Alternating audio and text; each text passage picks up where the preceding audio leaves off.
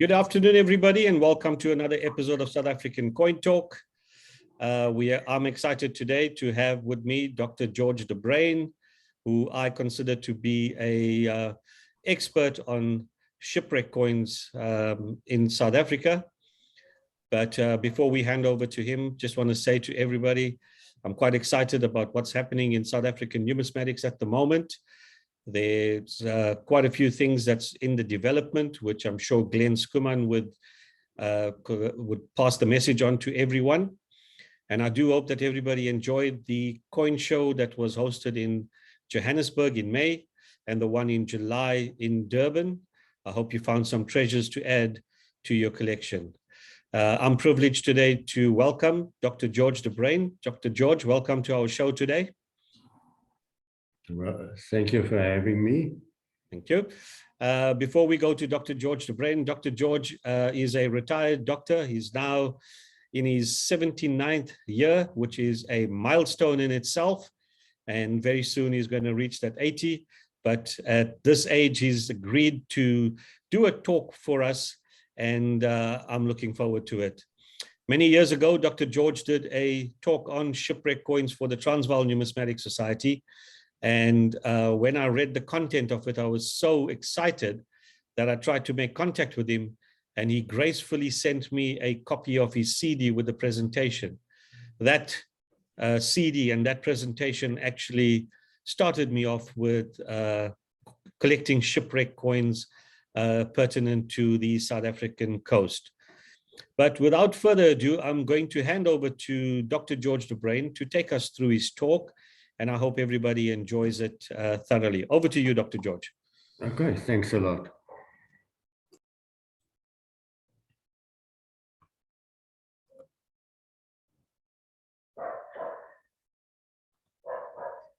Now, this was the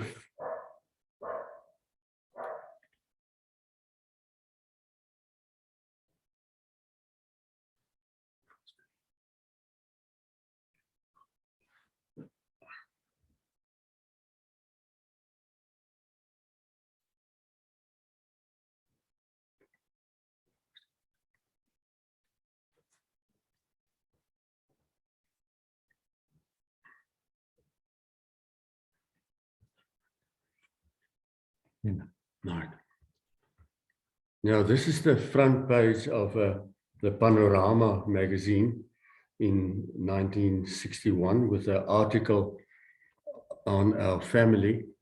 On the left is my dad. He was a GP in Ermelo for many years. And that is in the late 1950s that I started collecting coins. Now, here is a picture of me and my brother pointing out an interesting feature on one of my coins. Then in 1966, a report in the Bickles Coin and Metal News drew my attention. It reported on the find of a shipwreck, the Fame. Two skin divers discovered this ship in October 1965, and we'll come back to the Fame later on. And it was followed by an auction in April 1972 of various shipwreck coins. The Dodds brothers realized a particular value to South Africans of this find and agreed to dispose of the collection to this country. Now, the reason for the sudden appearance of these coins was the development of shipwreck salvage. From the Lethbridge in 1727 to the 60s, the salvage techniques improved dramatically in the early 1960s with Jacques Cousteau, the French diver, at the forefront.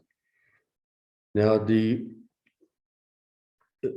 because of Cape Town's status of Tavern of the Seas, there were a lot of hard cash of different denominations in circulation. Sometimes more than 2,000 visitors were present returning from the east, sometimes more visitors than inhabitants. The Cape Townians were good money changers because of there were such a lot of hard cash of different denominations in circulation. They were experienced in money changing.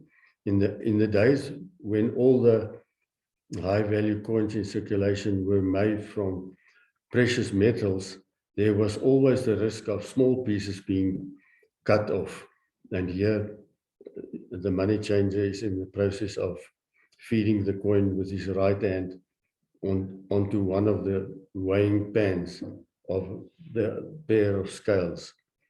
The proof that coins from different countries were in circulation, besides the fact that these coins were salvaged from different shipwrecks, was the record of old estates. Ducats, pieces of 8 rupees could be found in a single estate. Why so many shipwrecks? Firstly, the Cape of Storms. In Adamastor, the legendary spirit of the Cape of Storms was a main culprit. What caused the violent storms remained a mystery until the science of hydrography, explaining that it happens when the warm Agulhas current meets the cold current of the Antarctic. Not only the storms, but also the eastern coastline. When King Sebastian of Portugal came to the throne, he commissioned Manuel Perestrello in 1575 to make a new and complete survey of the South African coast. Perestrello was an experienced mariner and already been wrecked on the Sao Paulo in 1554 in the Transkei. His map, of course, showed that the coastline was far more to the east than was expected. When mariners realized that they were closer to the shore than they calculated, and they could see the breakers ahead, it was already too late. But not only the coastline to the east, but also there were uncharted reefs, rocks, and shifting sand banks. Now, how did these mariners find their way? Now, firstly, the north-south position that could be measured by taking the sun at noon and then measuring the angle between the sun and the horizon. For that reason, we used the astrolabes, cross-staff. There you can see taking the angle between the sun and the horizon. And also, this is a sextant observing the sun by double reflection and then measure the elevation of the sun above the horizon. Now, this diagram shows the basic design of the sextant. The horizon is viewed through the telescope and the index mirror is moved until the image of the sun just touches the horizon. The reading is then corrected to give the position of the center of the sun. And the reading is by the scale. And in this instance, it's 38 degrees. Now, that was easy to done, but the east-west position was the important one that compares the time, and it was done by comparing the time, a local time that's established by using the sextant, and comparing it with Greenwich meridian. Now, the problem was the different chronometers, and in Captain Cook in 1714 tested out a number of timepieces and came up with the chronometer that could be used accurately to determine longitude, and that was John Harrison's chronometer in 1762. Now, now why these ships ventured around the Cape? What are these? Why did these ships suddenly appear around our coast? In 1469, the world was changing beyond recognition. In Spain, the armies of Ferdinand and Isabella finally drove the Moors out of Granada. And the king and the queen had united the great kingdoms of Aragon and Castile with their marriage in 1469, starting an era of increasing royal prestige and power. Here is this scene in Granada with the fortress of that city, the Alhambra, in the background. To his parents from Genoa, he was Christopher Columbus. He was seeking support from the king and the queen, which was granted to him. And that led to the biggest surprise in history, the permanent discovery of America. Here you can see a cross in the background, offloaded, and as the Spanish said, for gold, or gold, God, gold, and glory, but of course not in that necessarily in that order. Of course, there were all sorts of claims of visits before, but I'm not going into that. In the 15th century, both Spain and Portugal, with their Atlantic coastlines, ventured beyond the safe confines of the Mediterranean. Both believed that a sea route could be found, Spain to the west and Portugal to the east. And in 1492, Columbus discovered the East Indies. His report to Ferdinand and Isabella convinced them of a western sea route. They immediately decided to safeguard this by asking the Pope to grant them exclusive rights to trade and conquest. The Pope himself, a Spaniard, by a papal bull Inter Caetera, granted them such rights, while Portugal would enjoy the same privileges to the east of the line. Now, the King of Portugal, of course, immediately objected, and after negotiations, a compromise was reached in 1994 by the Treaty of Tordesillas.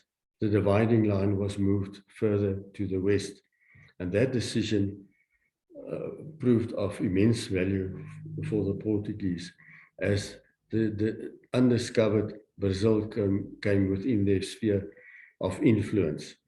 And the second reason was that, unbeknown to the Spanish, the western passage to the east was blocked by the continents of South and North America. In 1545, a Peruvian Indian was looking for his llama at the foot of the mountain. Here's Potosi.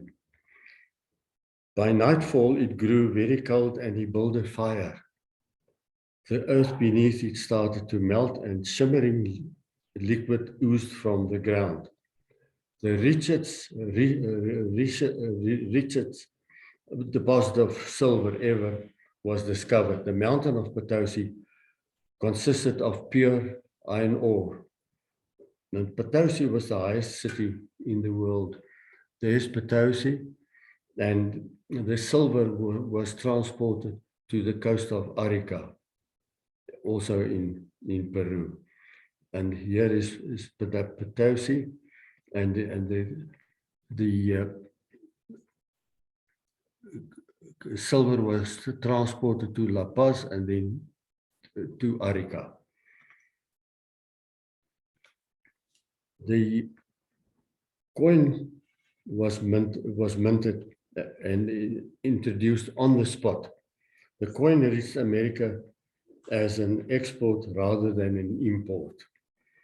When mercury was discovered in Peru, it was used to purify the silver and speeded up the production of flawless silver. Between 1550 and 1650, the Spanish treasure fleets delivered 16,000 tons of flawless pure silver to Europe, making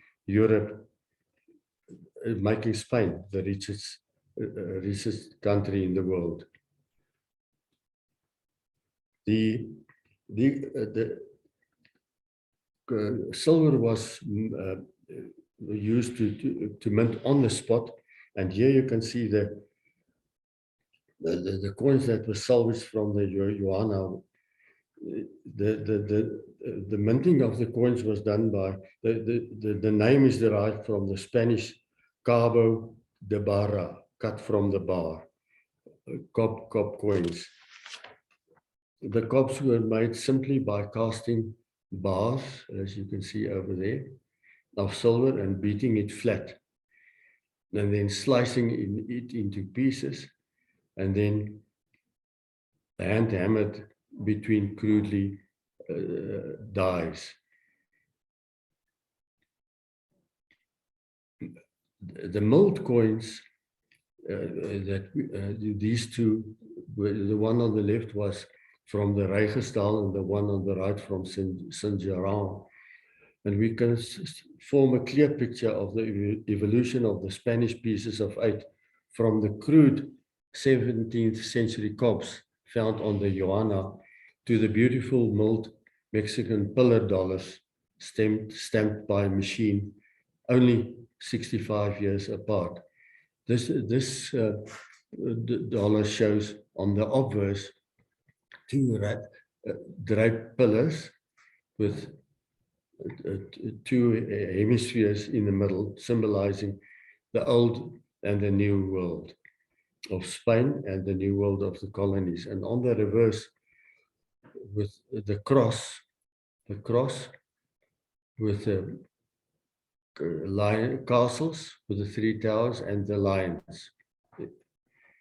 The rim was grained or corrugated to prevent clipping. Now, whenever we hear of a hoard of precious metal recovered from the shipwreck, some of us recall our youth when we would read again and again Stevenson's book, Treasure Island, in which Captain Flint's parrot would repeatedly yell, "Pieces of 8, pieces of 8. What the bird called out was, in fact, the correct name, for the famous Spanish silver dollar were not monetary units, but rather multiples of Spanish reals. The term milling coinage comes, in fact, from the source of power, horses or water used to drive the rollers, which reduce the metal to an even thickness. The introduction of this technologically superior product kept Spanish coins as the basis of the world's monetary system. Now, the transport was a problem because the silver had to be transported from the highest city in the world to the coast town of Arica. And the terrain is extremely mountainous, as you can see from this slide. This is a rack and pinion rail car on its way from La Paz to Arica. And this is so-called reverses of Devil's Nose, where the coach is wider than the ledge. But of course, in those days, it was transported overland by mule train, and from Arica by sea to the Panama. So the coins came from Arica in Peru to Panama, then by mule train to Portobello, and from there through, the Spanish had to steer their galleons through the maze of Caribbean back to Spain. The Mediterranean of Columbus was a self-containing universe, from the Holy Land to the Pillars of Hercules, the arrow. It was common for ships to hug the coast and sail within sight of land and be guided by visible landmarks. Where the Atlantic and the Mediterranean meets are the two promontories, the Pillars of Hercules, Gibraltar in Europe and Ceuta in Africa. Now the water in the Mediterranean is usually clear, and the bottom drops off sharply, making it possible for a mariner to approach land safely. Now this is a photo from the air. One pillar in Europe, this pillar is Gibraltar, and over there, Ceuta in Africa. Now before the Columbus, the pillars were regarded as the end of the world. And it's ne plus ultra. Beyond is nothing. This photo I took inside the main hall of the Alhambra shows draped pillars with the words plus ultra, beyond is much more. This, of course, was later to become the dollar sign.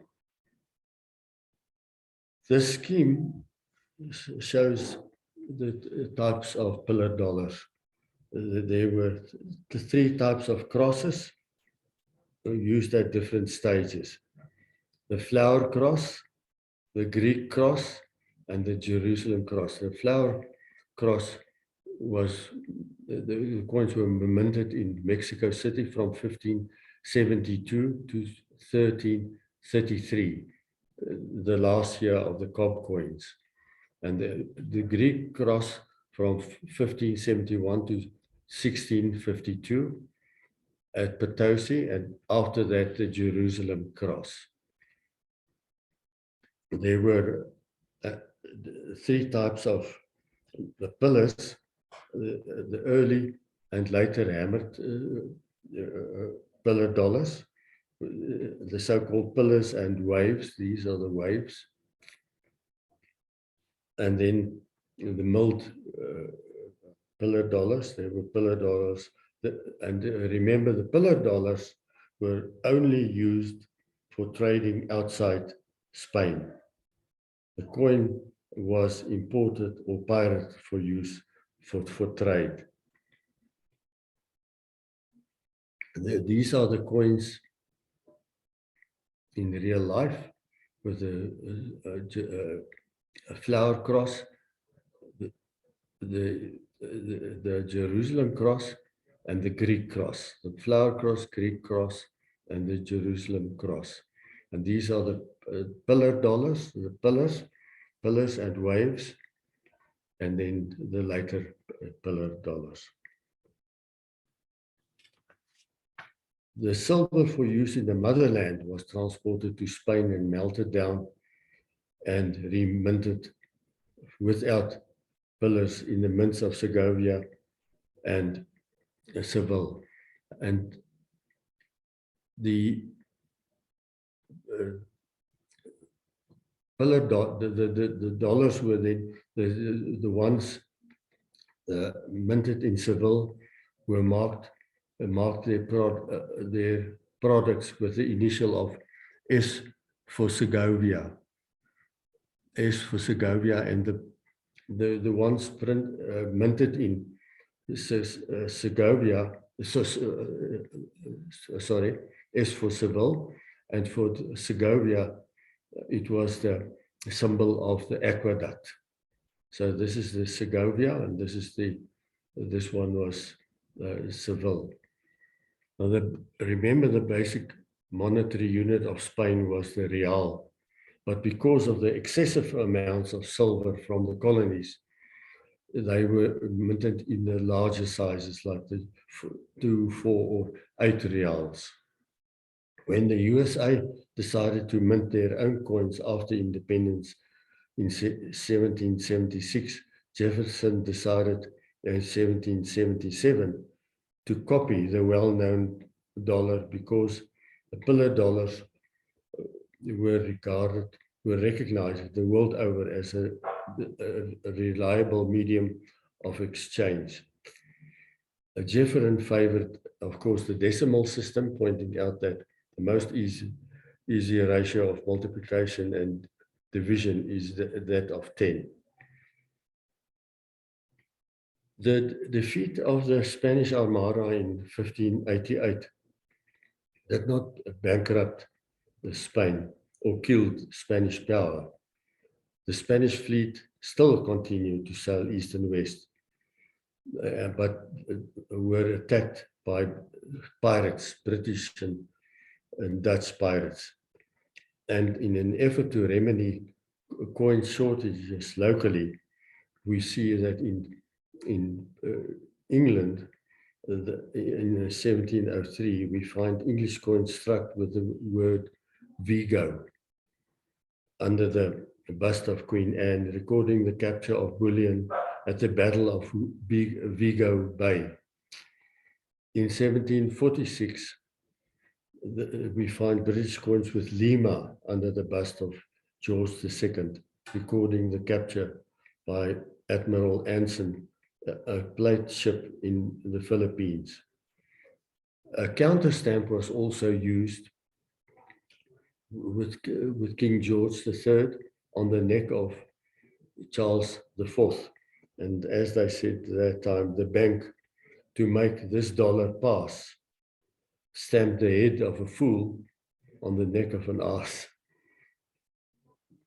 Now, the coins used by the pirates, sometimes they clipped the coins for small change. And this is a cut in half and a quarter and a fifth with a three raised within a serrated indent to make it a 3 reals, and that is equal to 18 stavers. These coins were first found in the Rijgersdal in 1747, and then the second find was by the Hartwell, the British East Indiaman. Now, the ships that transported and traded the huge rich cargoes had to protect themselves. Therefore, the ships had to be equipped for warfare. Legislation regarding the arms to be carried was passed in 1604, recommending that each carrack should mount at least 28 guns.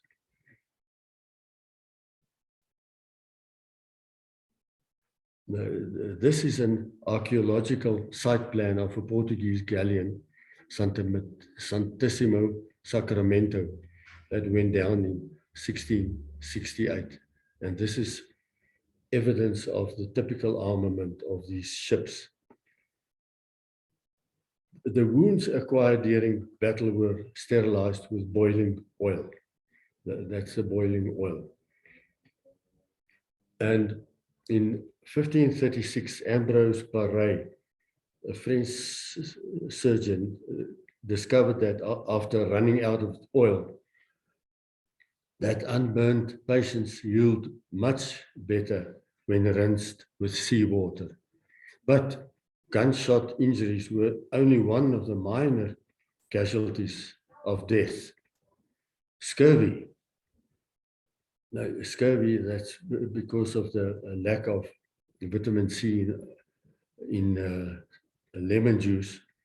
Half of the sailors who lost their lives died of scurvy. Scurvy killed 1 million seamen between 1600 and 1800. It is a dramatic disease with patients developing purple blotches all over the bodies and their teeth dropping out. The basic disease, this is the histology, the basic disease is degeneration of the connective tissue around the blood vessels, and then therefore bleeding into the surrounding tissue. Now, James Lind in 1747 was a surgeon of the Royal Navy and showed that 2 oranges and a lemon per day cured the disease within a day or within days. Doctors, of course, found it hard to believe that such a simple cure could be effective, and it took a military person to enforce it. In 1776, Captain James Cook introduced lemon juice and sauerkraut, with the result that not one of his crew died of scurvy. Cook was promptly elected as Fellow of the Royal Society, not Lind. At the time of the second British occupation of the Cape, lemon juice had become compulsory in the British Navy and had earned them the nickname Limey. The Dutch settlement at the Cape was not part of a military strategy, but a desperate measure to deal with scurvy. Now, even the indigenous people of South Africa realized something is going on around their coast. This is the portable Galleon. It is a remarkable rock painting located in a rock shelter in the mountains above Portable in the southwestern Cape, about 100 kilometers inland from the coast. The painting is a representation of a European sailing vessel, probably 1700, painted by indigenous sun hunter-gatherers. To point out a few important facts, there are about 2,000 wrecks around our coast, but only 1 in 20 were outward bound. Of course, the homeward bound ships were loaded with tradeware and damaged due to the long journey, and that is why they sunk. So we had only a couple of shipwrecks on their way to the east. Now, what did these ships contain? Remember that a wreck is a time capsule. Now, the first thing, of course, that they transported was spices, but spices were quickly destroyed once shipwrecked and thus not salvageable. Nutmeg was believed to cure sickness, so enormous wealth was created. The second was, of course, porcelain. And we all know that if you are looking for a shipwreck, look for shards or fragments of porcelain washed out on the beach. And that's many times was the clue to a site of a wreck. The porcelain was Ming porcelain. The Ming was one of the greatest of the imperial Chinese dynasties, which lasted from 1363 to 1644.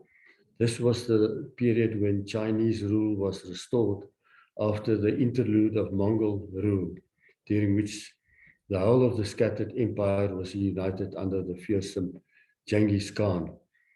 The delicate but tough blue and white ceramics of the East was refined beyond anything dreamed of in Northern Europe.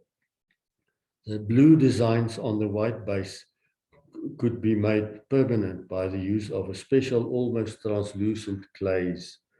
The Dutch potters at Delft strove strenuously to simulate the Chinese masterpieces. And the other cannons could also be dated and wrecked, wrecks identified by the cannons. And the cannons were identified by the method of production, by the type, and by the coat of arms. But what we are interested in, of course, is the coins. And now, in South Africa, in the Southern African coastline, we all were mostly homeward bound, so that coins were relatively scarce. There were a couple of famous shipwrecks, but they were all homeward bound. There were a couple of exceptions. The one was the Santiago that wrecked on Basado, India, atoll in the Mozambique Channel in 1585. And also because of misrepresentations of the Portuguese maps, these vessels have carried South American cob coins, and this wreck was salvaged in 1984. The first coins, these were the first coins with the pillar and the wave design minted in Mexico.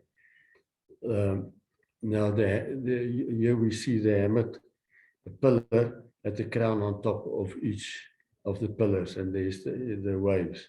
The second were also the cross, the flower cross, and the Greek cross from Potosi mint.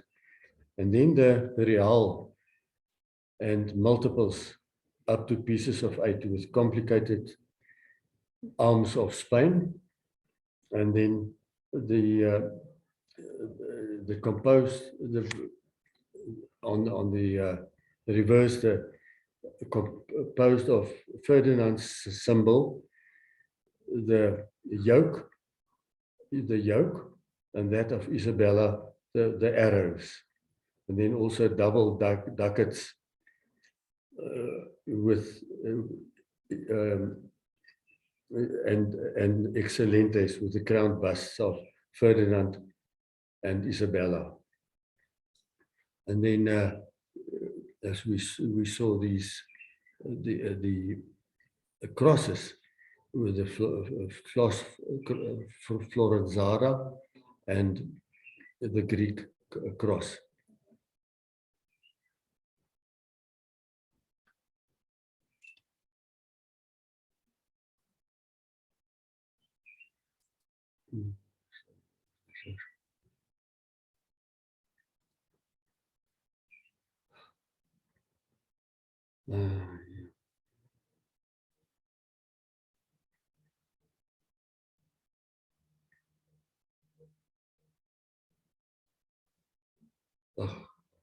Oh, jammer.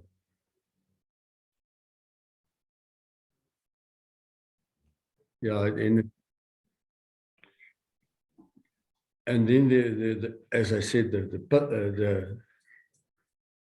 the crosses, the cross Floranzara and the Greek cross. The Greek cross you could also find in later wrecks.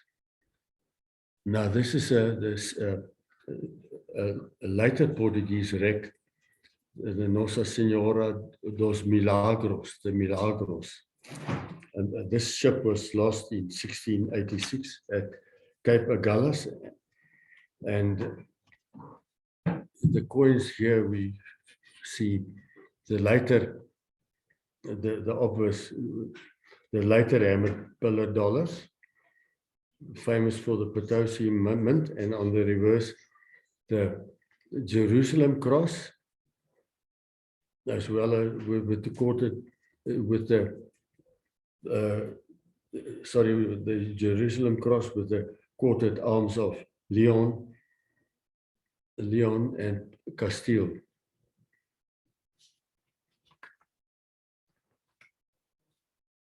On the contrary to these coins on the southern African coast, the early and the later Portuguese shipwrecks, these coins were plentiful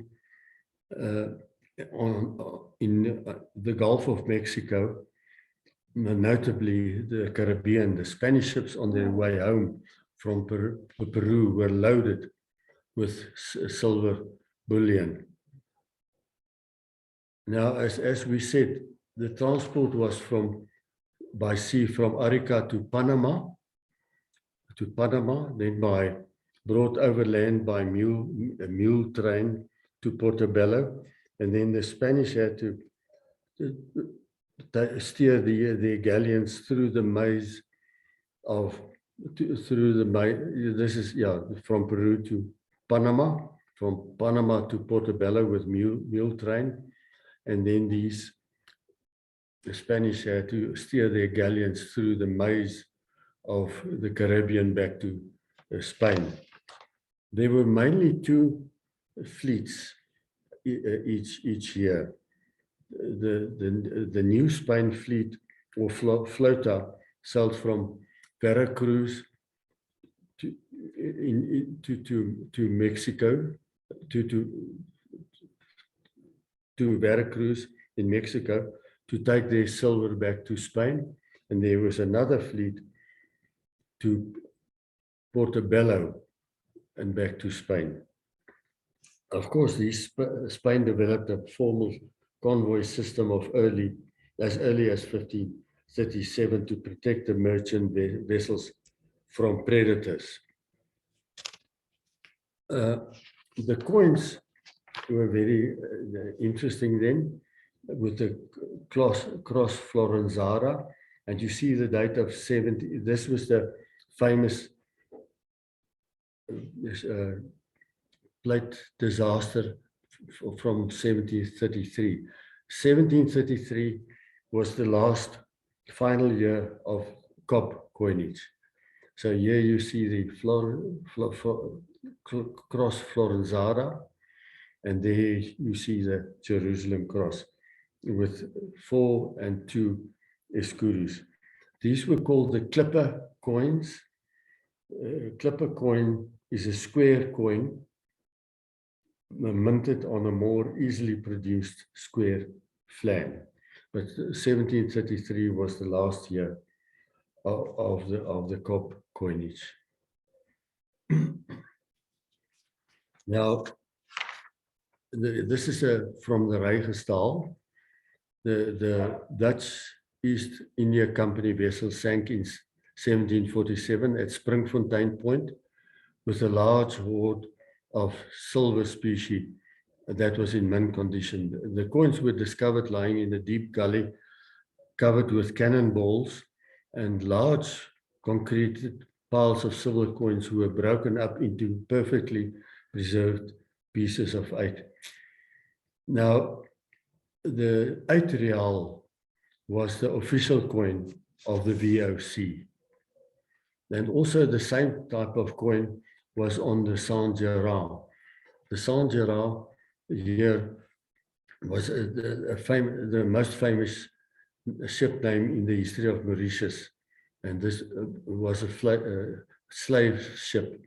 It was launched by the French East India Company in 1736 at Lorient, and it was shipwrecked on the fringe of a reef at night in 1744.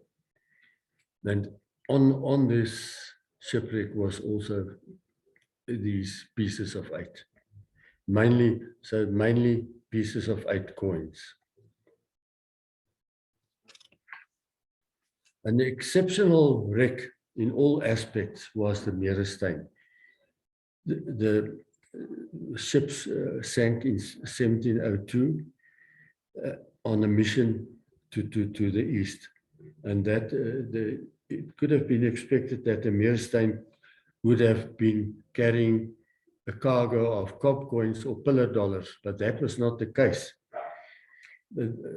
Just about the complicated political history of the Netherlands, The boundaries during the Habsburg rule was along the east-west line, defined by the great rivers that became the boundaries of the northern and southern provinces.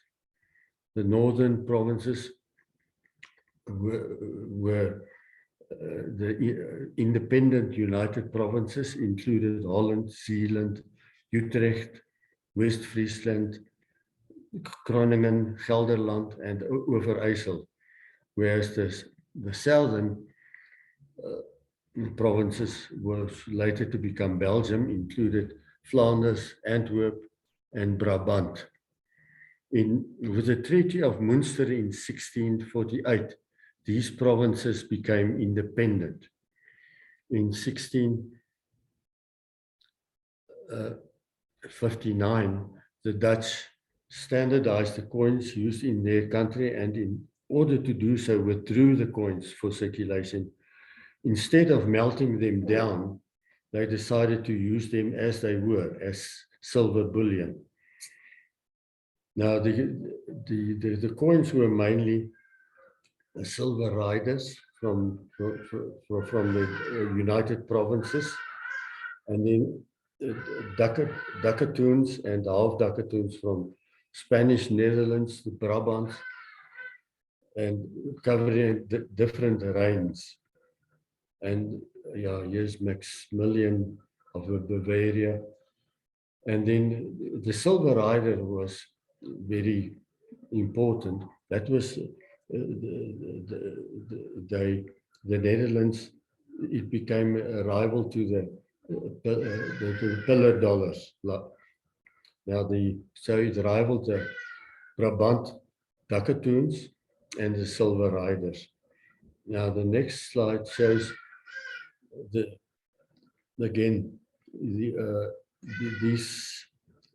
evolution of the crude silver rider into the beautiful silver riders.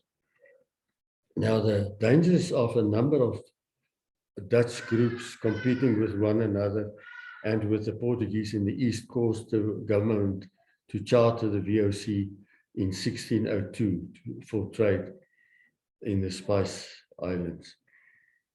Now, the coins which had not been encased in the matrix were badly corroded, with some worn thin, paper thin, and of interest only to scrap metal dealers. Here I was at an auction of these coins, but most of them absolutely of no interest because it was worn very thin.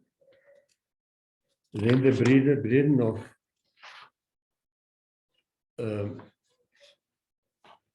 bullion, the Breedenough sailed from Zeeland on December 52 and arrived at the Cape in 1753 to take on wine and wheat for Ceylon, and it wrecked on a reef in the Mozambique Channel in 1753. And on board were copper Dayton, dated 1752, and then all these silver ingots. Now, during the reign of Philip II and through the latter part of the 18th century, the silver pieces of 8 were crudely struck. Most of these pieces were then shipped to Cadiz, where they were bought by Amsterdam Jewish bullion dealers who remelted them into the form of the silver bars in order to facilitate transportation. And the guarantee of the authenticity was the mark of the Chamber of the Dutch East India Company. In trading with the Chinese and other Oriental powers, a considerable profit from this type of currency could be made, and the value of the silver bars as a commercial commodity exercised a strong influence on the monetary markets of the day. Then the sorry, the Nicobar, in 1783, the new Nicobar was wrecked off Quinn Point, and with a rediscovery in 1987, led to the biggest single find of plat mint in the world and the first wreck of an outward bound Danish East India men yet to be found on the South African coast. These coins were stamped in the middle with the coin's denomination. This is half dollar, therefore meaning half a dollar of silver value. On the four corners were stamped the date and the ruler of the time, in this case 1731, and it was King Frederick.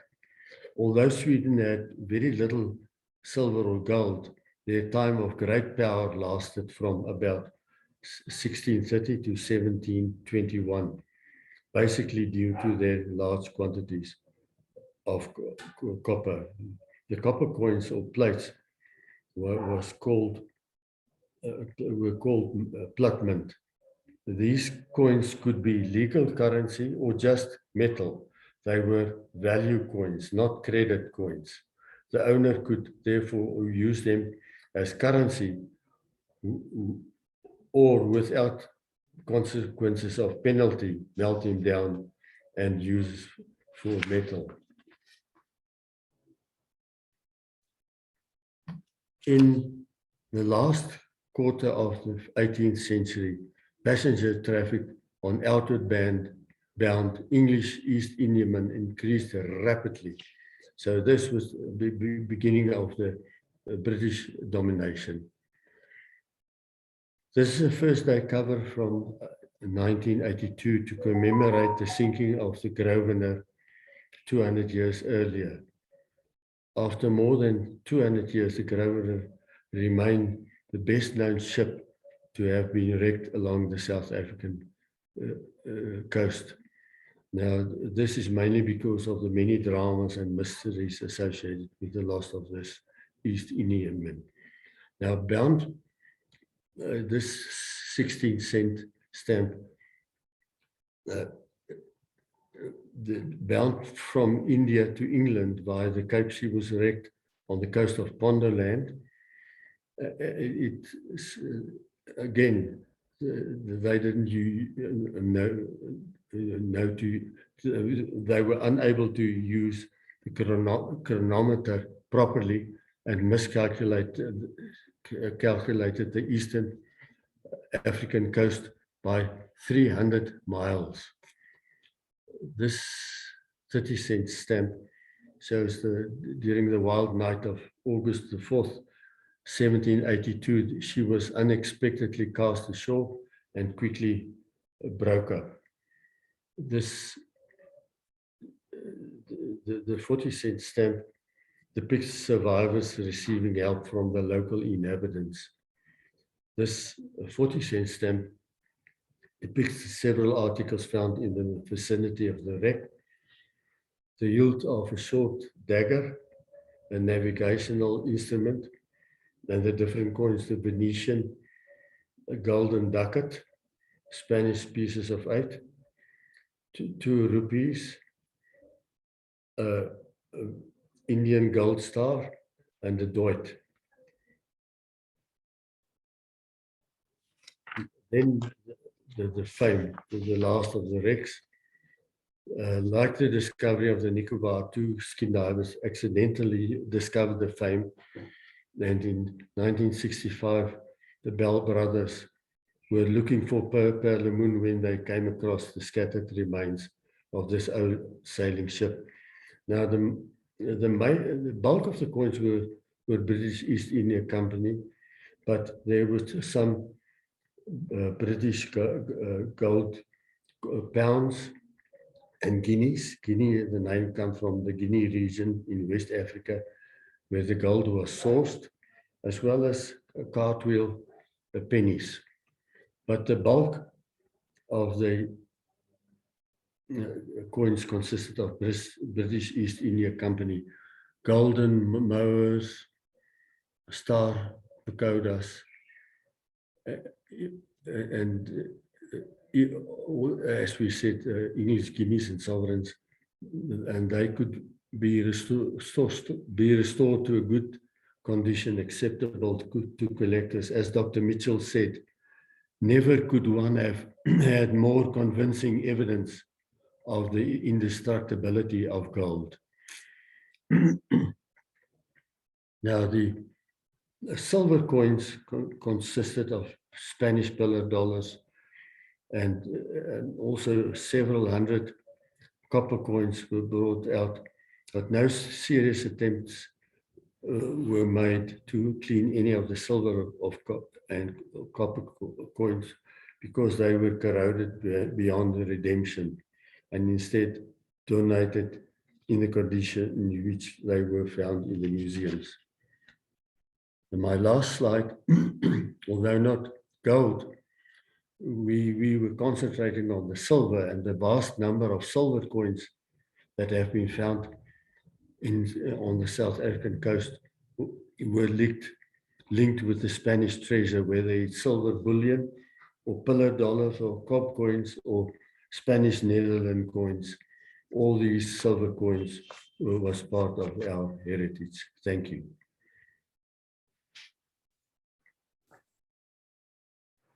Okay, that's it. Okay, thank you.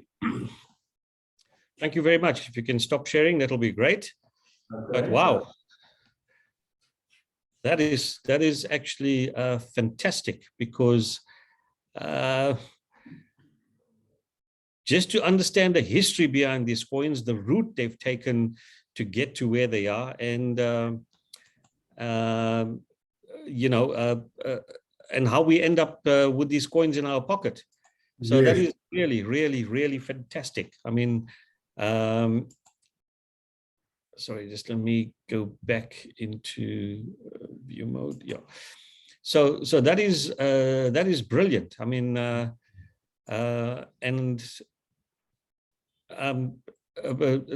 de Bruin, I must just thank you so much for putting this together, because this must have relived a lot of memories for you in doing this again. Yeah, so indeed. After many years. Yes, so well done in that. But just coming back to some of these here, I mean, I would love to really, really see a exhibition of your coins sometime, and hopefully at the next Johannesburg Coin Show you could do an exhibition. Surely. But getting to the coins itself, I mean, it's a very specialized area, and obtaining the coins is not easy. You don't find them regularly in dealers' inventory or on the local bid-or-buy sites, etc. So what is your advice to people wanting to expand their collection of shipwreck coins? Where is the source? How would one start acquiring these coins? You know, when I started collecting, as I showed you, those were the days when of some of the auctions, but that disappeared. I couldn't find anything afterwards anymore. Besides, I also went to the divers themselves, and when they were, so they usually what they did was, because I was well known with the shipwreck coins, they knew who to contact, and then I went and visited them. But as I said, a lot of these coins were corroded and not of much use. But you could find them if you knew the right people. Yeah. But for me, it's not very easy to find them nowadays on auctions. I think for me, the interesting thing is understanding a bit more about, and I'm going to do more research on the different crosses, the Jerusalem cross, the Greek cross, the one with the waves, etc. Just throws so much of light into this. And, we use the term cob coins. Yeah. And when you actually elaborated on how it got its name, it's so fascinating. Yeah, absolutely. absolutely. And also with the pieces of 8, that's the right name. The pillar, you know, it's not a monetary unit. It's a multiple of the real. Yes, that's right. And interestingly enough, you don't see those, you know, the thirds and the eighths, you know, the ones were cut up and used by Yes. the sailors. You don't see often. Yeah. And No. I managed to acquire a full set a few years ago. But Yes. I find them very fascinating because if one can get a full set out of the same coin, what a pleasure. Yeah, absolutely. Absolutely. Yeah. And you mentioned about Spain, you know, the Alhambra in Yeah. Granada. Yeah. You know, in my infancy days of collecting, I visited the place. And Mm. had I had known, I would have investigated more and taken some pictures of Yeah, those absolutely. tiles, etc. You know. Yeah. Yeah, I was very fortunate to be able to visit that. And the other one was, of course, the mine at Potosi. Yes. When I visited the mine, a cousin of mine was the manager of the mine. Oh, wonderful. So it Did was you get some? fantastic. And I traveled by train. Did you get And some silver from there? no, yeah, no, they were very well guarded. But it was, Uh, but it, interesting enough, you mentioned about the purity of that silver. Huh? mm, Very, very high, oh, yeah, pure silver. 16,000 tons of pure silver.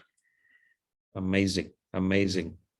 So, Dr. De Bruin, in terms of literature for our viewers, okay, Yeah, what would be some of the reference books one can look out for in terms of shipwreck coins?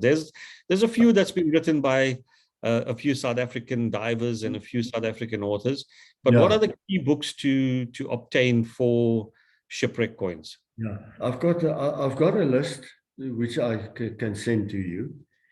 My reference, you know, list of all the references that I used, which I can send to you. That will be absolutely brilliant. If you can send that to me and I can circulate it to people who actually are going to start getting interested into this or are interested in this and start building their library on shipwreck coins. That'll be fantastic. Okay, yeah. Now I've got a whole library of shipwrecks, sailing ships, and shipwreck coins. Wonderful, wonderful. Dr. De Bruin, once again, I'm really grateful and thankful for your time on a Saturday afternoon to do this presentation. You know, when I look at the presentation, you're a seasoned person when it comes to presenting, and even at your age to present in this manner, I kudos to you. So well done in your first presentation. I hope it's not the last, and we can tap on you for other talks. Okay. You know, if you find more interesting information that you want to part with the viewers, then just please, we'll keep in contact and we can elaborate on this to continue. But from my side, thank you very much for your participation and contribution. Okay, and thanks for your support and your interest, because if it wasn't for you, couldn't have done it, you know. I mean, you were on my case for a year. Well done, well done. Thank you for forcing me. Okay, brilliant. Right. Well, that's it, guys. It's come to an end of another fantastic show. It'll be uploaded to YouTube. Remember, always subscribe, hit the bell button so you're informed of all the new content that we load onto the site. And happy collecting until next time. Cheers. Thank you. Thank you. Bye.